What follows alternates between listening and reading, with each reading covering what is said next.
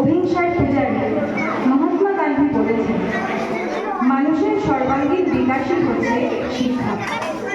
আবার স্বামী বিবেকানন্দ বলেছেন, শিক্ষা হল মানুষের অন্তর্নিহিত দেবত্বের বিকাশ। আজকের এই মহতী অনুষ্ঠানে মাননীয় সভাপতি মহোদয়, উপস্থিত অন্যান্য অতিথিবৃন্দ, আচার্য আচার্যা, শিক্ষাকর্মীবৃন্দ, অভিভাবকবৃন্দ এবং প্রিয় ছাত্রছাত্রীরা, আজ সরস্বতী বিদ্যা মন্দিরের ২৭তম প্রতিষ্ঠা দিবস এবং স্বামী বিবেকানন্দের ১৬১তম জন্মজয়ন্তী তথা যুব দিবস। এই উপলক্ষে প্রতি বছরের ন্যায় এবারও আমরা এক সংক্ষিপ্ত অনুষ্ঠান সূচির আয়োজন করেছি। এই অনুষ্ঠানের মর্যাদা বৃদ্ধি করতে আমাদের আহ্বানে মুখ্য অতিথি হিসাবে উপস্থিত হয়েছেন ঐতিহ্যবাহী রামকৃষ্ণ বিদ্যাপীঠ উচ্চতর মাধ্যমিকের অধ্যক্ষ মাননীয় শরদিন্দুনাথ মজুমদার মহোদয়। মাননীয় মহোদয়, আপনাকে আন্তরিক অভিনন্দন এবং স্বাগত। আমি স্বাগত এবং আন্তরিক অভিনন্দন জ্ঞাপন করছি সম্মানিত অতিথি হিসাবে উপস্থিত শিক্ষা বিকাশ পরিষদ দক্ষিণ অসম প্রান্তের মাননীয় সংগঠন মন্ত্রী শ্রী মহেশ ভাগবতী। মাননীয় মহোদয়, আপনার কর্মসাধনা এবং প্রেরণায় আজ শিক্ষা বিকাশ পরিষদে বিদ্যালয়গুলিতে সঞ্চালিত হয়েছে নতুন কর্ম উদ্দীপনা। আমরা নিশ্চিত যে আপনার পথপ্রদর্শনে শিক্ষা বিকাশ পরিষদের বিদ্যালয়গুলি সঠিকভাবে বিদ্যাভারতীর লক্ষ্য এবং উদ্দেশ্যকে পূরণ করতে সক্ষম হবে।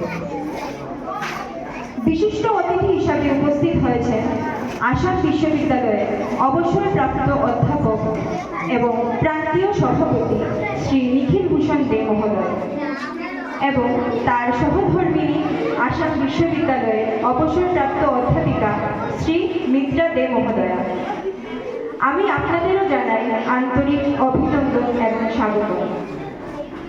আপনারা আসাম বিশ্ববিদ্যালয়ে দীর্ঘদিন প্রফেসর পদ অলঙ্কৃত করে শিক্ষার আলোকে প্রদীপ্ত করেছেন শত শত শিক্ষার্থীদের জীবনকে। মহোদয়, প্রান্তীয় সভাপতি হিসাবেও আপনার প্রেরণা সবসময় আমাদের চলার পথের পাথেয়।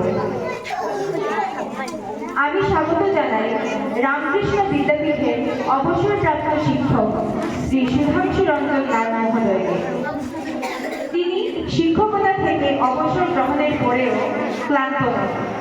তিনি এত অঞ্চলে যোগের প্রসার ঘটাতে প্রতিনিয়তই সচেষ্ট। আমি স্বাগত জানাই বিদ্যা মন্দিরের কার্যকরী সমিতির সদস্যরা। শত ব্যস্ততা সত্ত্বেও বিদ্যালয় পরিচালনায় আপনাদের অবদান আমাদের অগ্রগতির পথকে সবসময় সুগম করছে। স্বাগত জানাই বিদ্যা মন্দিরের প্রতিজন আচার্য আচার্যা এবং শিক্ষাকর্মীদের। সামান্য অর্থের বিনিময়ে বিদ্যার্থীদের অগ্রগতিকে সুনিশ্চিত করতে আপনাদের অবদান অতুলনীয়। আমি স্মরণ করছি এবং শ্রদ্ধা জানাই সেই সকল আচার্য আচার্যদের যাদের অপরিসীম ত্যাগ এবং শ্রম বিদ্যালয়ের বিদ্যার্থীদের জীবনে উজ্জ্বল পথ প্রদর্শনের সাথে সাথে বিদ্যা মন্দিরকে এক ঐতিহ্যশালী বিদ্যালয় হিসাবে পরিচিতি দিয়েছেন। আমার অভিনন্দন বিদ্যা মন্দিরের বর্তমান কর্মরত সমস্ত আচার্য আচার্যা এবং শিক্ষাকর্মীর প্রতিও। পূর্বসূরি আচার্য আচার্যদের পদাঙ্ক অনুসরণ করে বিদ্যালয়ের প্রদীপ্ত শিক্ষালোককে অম্লান রাখতে আমরাও সর্বক্ষণ সচেষ্ট।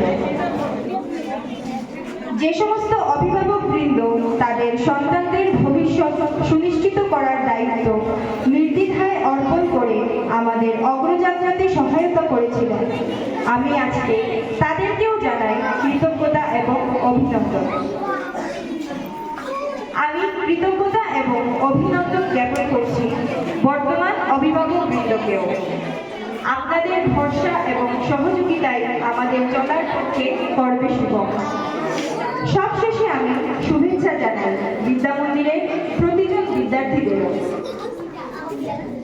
যাদের শুভ চিন্তা এবং প্রয়াসে আমাদের এই বিদ্যা মন্দিরে গোড়াপত্তন ঘটে, তাদের মধ্যে অন্যতম ব্যক্তি হলেন ডক্টর সুদর্শন দাস মহোদয়। তাকে যথাযোগ্য সহায়তা যারা করেছিলেন, তাদের মধ্যে অন্যতম ব্যক্তিরা ছিলেন স্বর্গীয় প্রভাত রঞ্জন নাথ মহোদয়, স্বর্গীয় বীরেশ রঞ্জন চক্রবর্তী, স্বর্গীয় গৌরাঙ্গ চন্দ্র দাস, অসিত চক্রবর্তী, রূপা নাথ, বিধান নাথ, ধর্মেন্দ্র দাস সহ আরো অনেকেই। আমি প্রথমেই তাদের প্রতি আমার শ্রদ্ধা নিবেদন করছি।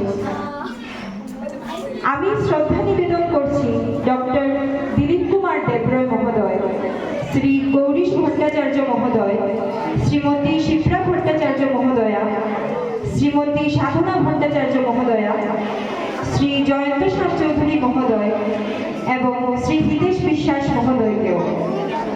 তাদের সহযোগিতা ছাড়া আজকের বিদ্যা মন্দিরের বর্তমান অবস্থান কল্পনাই করা যায় না।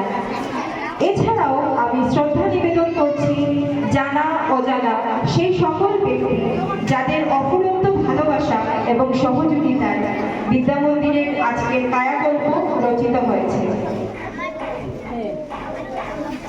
অবশেষে সকলকে আবারও কৃতজ্ঞতা জানিয়ে আমার স্বাগত ভাষণে এখানে ইতি টানছি। ধন্যবাদ।